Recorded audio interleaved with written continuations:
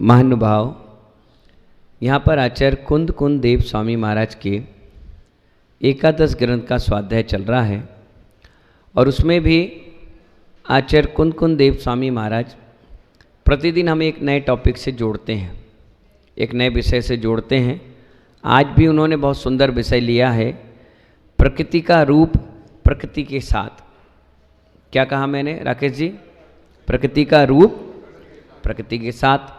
जो दिगंबर मुनि हैं वो प्रकृति के साथ रहते हैं। किसके साथ रहते हैं? जैसे आप पर्वत को देखिए, रावका जी, किसको देखिए? उनको नहीं, हमें देखिए। तो प्रकृति में आप देखिए, पर्वत को देखिए, समझना थोड़ा सा गहराई की बातों को।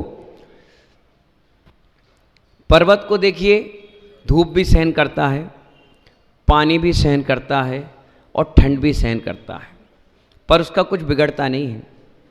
जितना वो सहन करता है उतनी मजबूती के साथ वो खड़ा भी रहता है। स्फटिक देखा है आपने? देखा ना? स्फटिक मणि होते हैं। हजारों लाखों साल पहले कहीं पर पानी इकट्ठा हुआ, भूकंप, ज्वालामुखी, घटनाएं, दुर्घटनाएं हुई, वो पानी वहाँ पर दब गया, उसको निकलने का स्थान नहीं मिला।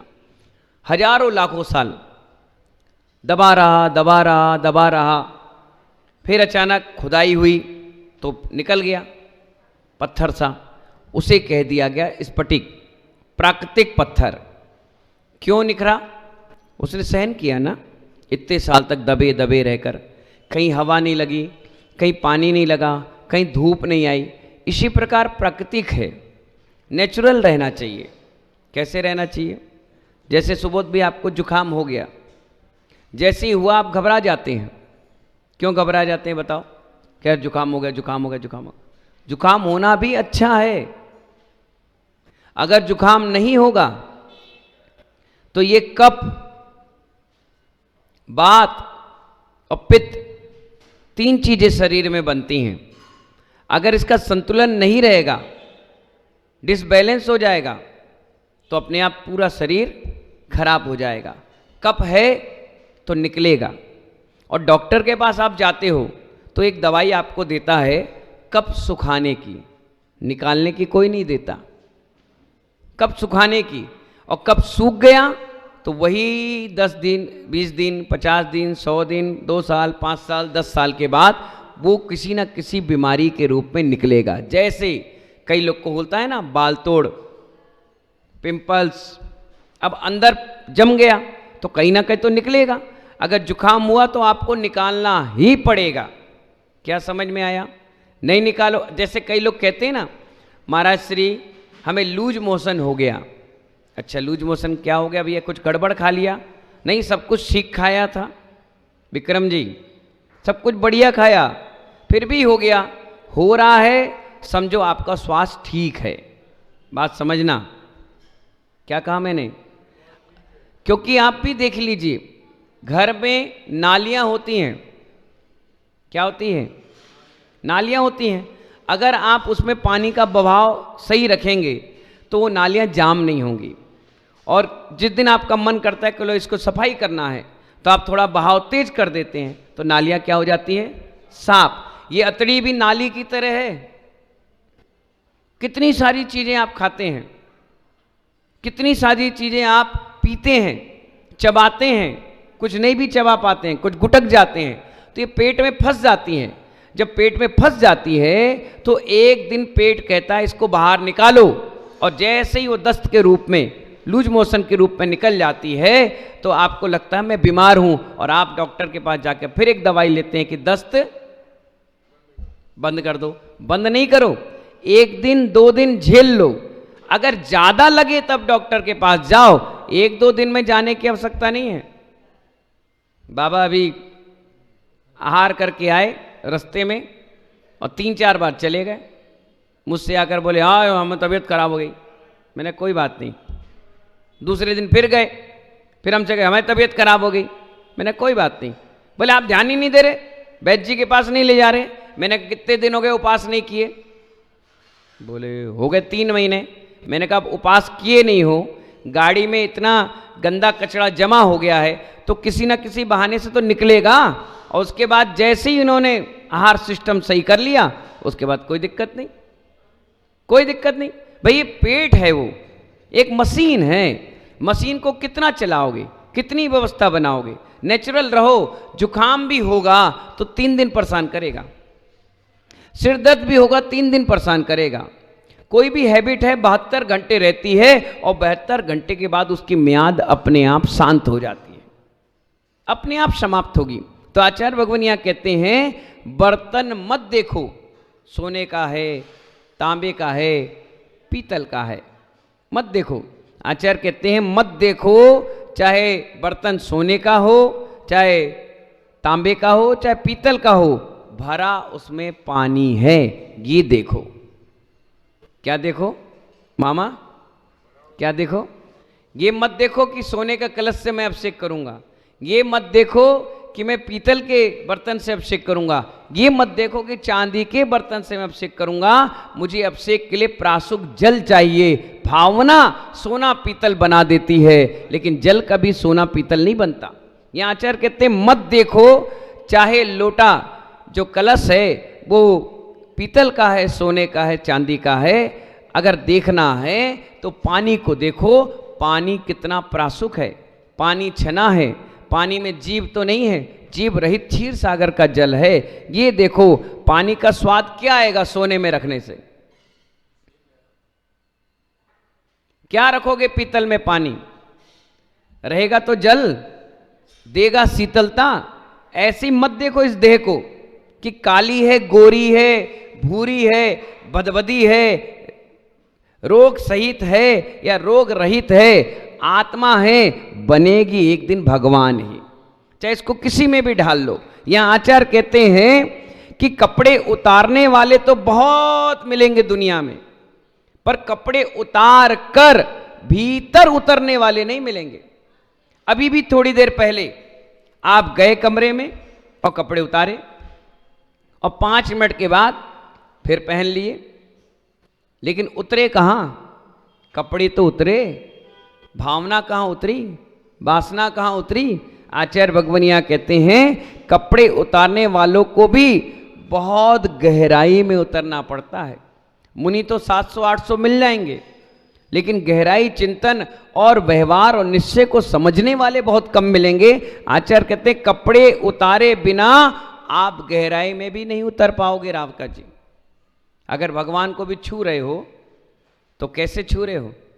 उतार कर। क्या करके? पूजा भी करोगे तो उस किरदार में उतर के।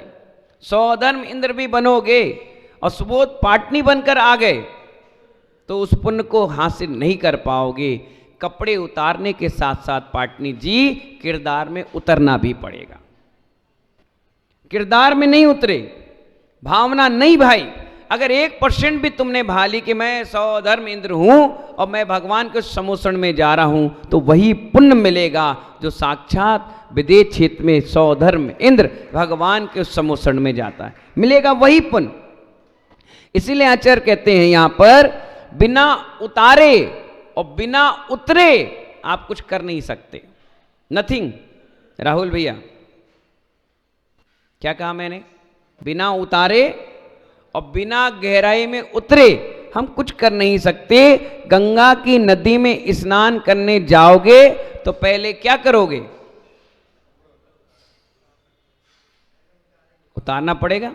बिना उतराए कोई स्नान कर लेगा? नहीं करेगा। आचार्य कहते हैं कपड़े उतारेगा तभी तो तैर पाएगा, और बिना कपड़े उतारे जब नदी पार नहीं कर सकते तो संसार सागर कैसे पार कर लोगे? आप सोचते हो ना मैं घर में रहकर धर्म ध्यान कर लेता हूं, 1% भी नहीं हो पाएगा, क्योंकि संकल्प और विकल्पों के साथ जब जूता नहीं पहन सकते, मुंह में कुछ खाए और हल्की सी कोई चीज फंस जाए तो दिन भर जब तक वो निकलती नहीं है तब तक मन विचलित रहता है। जूते में कंकड़ चला जाए तो जब तक वो निकलता नहीं, जब तक आप आरामदायक सफर नहीं कर पाते, तो इतने सारे परघय रखकर तुम भगवान कैसे बन जाओगे? कैसे बन जाओगे? नहीं बन सकते। मुनियों के लिए भी कहा भैया आप भी ज्यादा संकल्प विकल्पों में मत उलझो, तुम्हारा काम जो है ज्ञान ध्यान उसमें लगे रहो, समय मिल गया तो ज्ञान दे दो, नहीं तो ध्यान ही ध्यान में अपना जीवन निकालो। यहां आचार्य कहते हैं कपड़े उतारे बिना चैतन्य की नदी में कैसे उतर पाओगे, डुबकियां लगाना है तो अपन को उतरना पड़ेगा। राजू भाई क्या करना पड़ेगा? उतरना भी पड़ेगा और उतारना भी पड़ेगा। जब तक उतारोगे नहीं उतरोगे नहीं, और जब उतरोगे नहीं जब तक उस गहराई में डूबोगे नहीं। आचार्य कहते हैं कपड़े उतारने के लिए मुनि नहीं बना जाता, धन्य है वो निर्गन दशा दो स्वयं में लीन रहते हैं। सिर्फ कपड़े उतारने के लिए मुनि मत बनो, कपड़े उतारने के साथ उसके अंदर जो वासनाएं हैं उसको भी उतारना सीखो। आचार्य कहते हैं वे कपड़े उतारने पहनने के समय को भी नष्ट नहीं करते। कितनी बड़ी बात कह रहे हैं दीपक भैया। कपड़े उतारने के लिए और पहनने के लिए भी अपने स्व समय को नष्ट नहीं करते। वो सोचते हैं कि इतना समय अगर बच जाए तो मेरी आत्मा का हित हो जाए। उपास जब करते हैं कोई निर्गन साधु, वो क्यों करते हैं? वो इसलिए करते हैं कि आपके बीच बैठकर गप्पे लगाएं, दुनिया भर की सटकर्म की शिक्षा दें कि 1 घंटे हम चौके में जाएंगे, आहार करके आएंगे, शुद्धि करने जाएंगे, आहार के बाद इरियापद भक्ति करेंगे। 1 से 1.5 घंटा जो समय हमारा आहार में लगा है, आहार के संकल्प विकल्पों में लगा है, उस चीज का हमारा त्याग।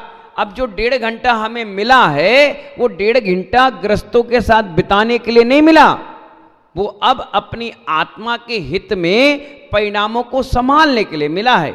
उस निमित्त से ना जाने कौन कौन से कर्म आपको बंध रहे हैं, उस कर्मों को संवर करने के लिए समय मिला है, ना कि समय खराब करने के लिए। कई बार ऐसा होता है ना, आज महाराज जी का उपवास है, चलो अपन बैठ जाएं, अपन अपने सुख दुख बांट लें, अपनी चर्चा कर लें। नहीं, उपवास के दिन तो साधना करना चाहिए।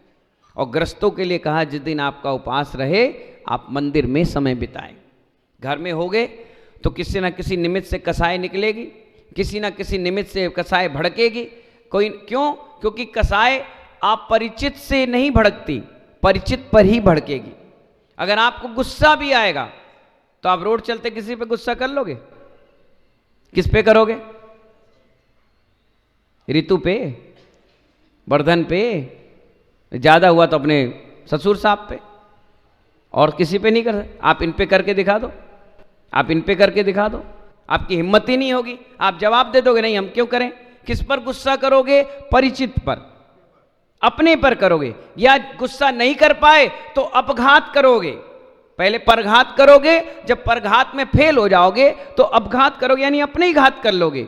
अपने ऊपर कई लोग देखना नस काट लेते हैं, सिर फोड़ लेते हैं, कूद जाते हैं, फांसी लगा लेते हैं, गोली मार लेते हैं, जहर खा लेते हैं, गाड़ी जाकर के ठोक देते हैं। गुस्सा आ गई, क्या आ गई? इसलिए कहते हैं ना जब ड्राइवर गाड़ी चलाए तो उसको छेड़ना नहीं चाहिए। गुस्सा आएगा तो कहीं भी घुसेड़ देगा, बोले जाओ मरो, तुम भी मरो हम भी मर गए, जाओ। गुस्सा आ गई ना। कई बार महिलाओं को गुस्सा आती है तो खाना पीना सब पटक देती है, रोटी जल जाती है, सब्जी जल जाती। गुस्सा आई, आदमी को गुस्सा आया तो पता नहीं मोबाइल पटक दे, बाद में रोए चिल्लाए कि बताओ यार 20,000 का नुकसान हो गया। किया किसने? किसने किया? आप ही ने तो किया। कई बार देखना अभिषेक करते गुस्सा आ गया तो कलश पटक के चले आएंगे। आप भी कहोगे अरे मंदिर में कर रहा, और कहां करें बताओ। तो जो कमजोर होगा, जो परिचित होगा, वो गुस्सा उसी पे निकलती है। आचार्य कहते हैं इसीलिए जिस दिन उपवास रहे और निमित्त कसाय के मिलने लग जाएं तो सीधे घर छोड़कर मंदिर आ जाना चाहिए। आराम से मंदिर में कमरा है, वहीं बैठकर निकालो ग्रंथ और पढ़ना चालू करो। जितना कसाय क्षय होगी वो स्वाध्याय से ही होगी। इस पंचम काल में अगर कोई तपस्या है तो वो परम तप है तो ये जिनवाणी पढ़ना। इससे मन के सारे संकल्प समाप्त, सारे विकल्प समाप्त। अंदर से कसाय जो है भी अनंतानुबंधी चल रही है, अप्रत्याख्यान चल रही है, प्रत्याख्यान चल रही है, उसमें बहुत हद तक कंट्रोल करने का पावर तुम्हारे पास आ जाएगा। देखिए गलती कहां होती है, जहां हमारे पास ज्ञान नहीं है। क्या नहीं है नरेंद्र जी, क्या नहीं है? नॉलेज नहीं है, तभी हमारे अंदर ये स्व समय की जगह पर समय आ जाता है।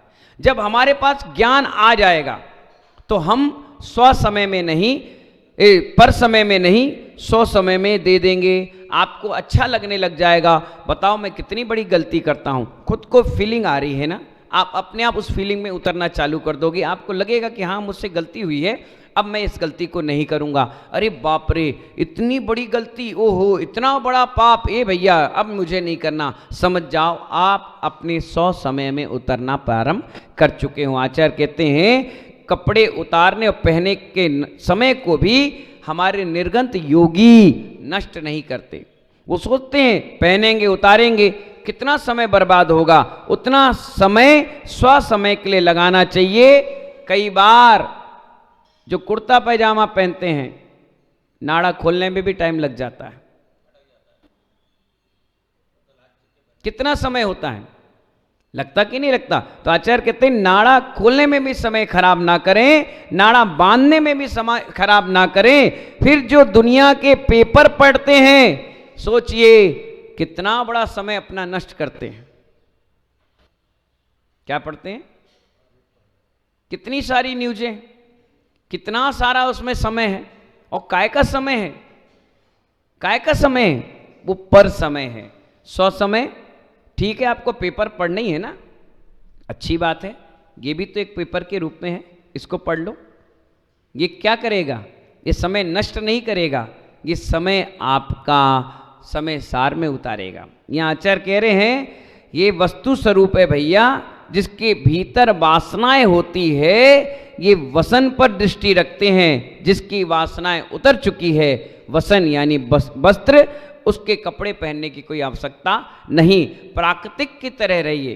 पेड़ पौधे, नदी, पर्वत, सूर्य, चंद्रमा, ये प्राकृतिक हैं, ये अपने आप हुए, अपने आप इनकी व्यवस्था बनती है। इनको कोई सहलाता नहीं, इनको पुचकारता नहीं, इन्हें कोई देखने नहीं जाता, इनसे कोई पूछने नहीं जाता, ये प्राकृतिक तरीके से रहते हैं। इसलिए देखिए दिगंबर साधुओं के लिए नहाने का स्नान वर्जित है, श्रृंगार करने का वर्जित है, सौंदर्य लगाने का वर्जित है। ये नेचुरल रहते हैं। कैसे रहते हैं? तो देख लीजिए उनकी देह देख लीजिए, कोई बीमारी नहीं, कोई आदि नहीं, कोई व्याधि नहीं, कोई डॉक्टर ट्रीटमेंट नहीं, कोई दवाइयाँ नहीं, कोई औषधियाँ नहीं, वो प्राकृतिक रहते हैं। आप बताइए एक टाइम भोजन करने वाला भी जिंदा है और 50 टाइम खाने वाला भी जिंदा है। जितना भूख लगेगी उतनी प्यास लगेगी, जितनी प्यास लगेगी फिर उतनी भूख लगेगी। आप शरीर को जैसे आदत में डाल लेंगे, शरीर वैसा ढल जाएगा।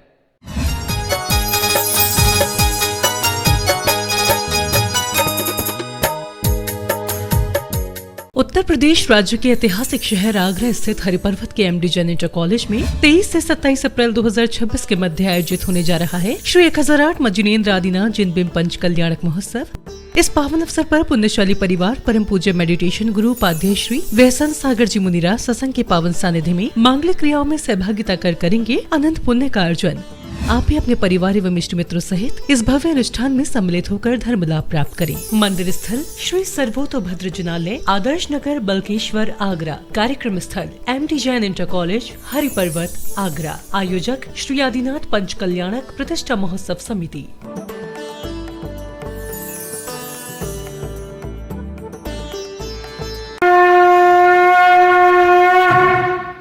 जब अंतरात्मा पुकारे वैराग्य को और जीवन चुन ले संयम का पथ, तब रचता है